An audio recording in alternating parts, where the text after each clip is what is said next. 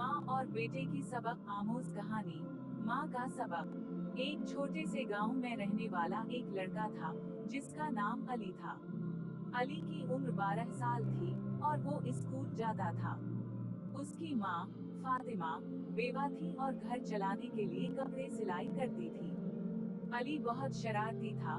वो स्कूल से वापस आते ही खेलने निकल जाता, माँ की मदद नहीं करता और हमेशा कहता, माँ मैं बड़ा हो जाऊंगा तो सब करूंगा। एक दिन अली को स्कूल में एक प्रोजेक्ट मिला, खानदान की अहमियत पर। वो सोचने लगा कि क्या करे। माँ ने कहा, बेटा माँ बाप की खिदमत ही सबसे बड़ा सबक है। मगर अली ने हंस दिया और कहा, माँ ये पुरानी बातें हैं, मैं दोस्तों के साथ खेलूंगा। शाम को अली खेलते खेलते जख्मी हो गया, इसका पाँव फिसल गया और वो गिर पड़ा।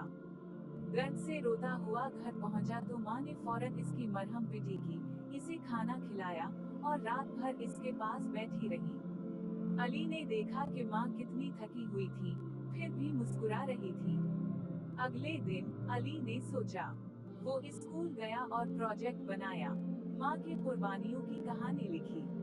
इसने क्लास में शेयर किया कि माँ की मोहब्बत बगैर शर्त की होती है, वो हमेशा देती रहती है बगैर तवक्को के। क्लासमेट्स ने तालियां बजाई और टीचर ने कहा, ये हकीकी सबक है, वालिदैन की कद्र करो वरना पछताओगे। इस वाक़ये के बाद अली बदल गया। अब वो स्कूल से वापस आते ही माँ की मदद करता, कपड़े धोता, घर का काम करता और कहता, माँ आप मेरी जिंदगी की रोशनी हो। माँ मुस्कुराते और कहती, बेटा मोहब्बत का सबक तो तुमने खुद सीख लिया। सबक माँ बाप की कद्र करो जब वो हैं, क्योंकि उनकी मोहब्बत की कद्र बाद में पछतावे का बाइस बनती है।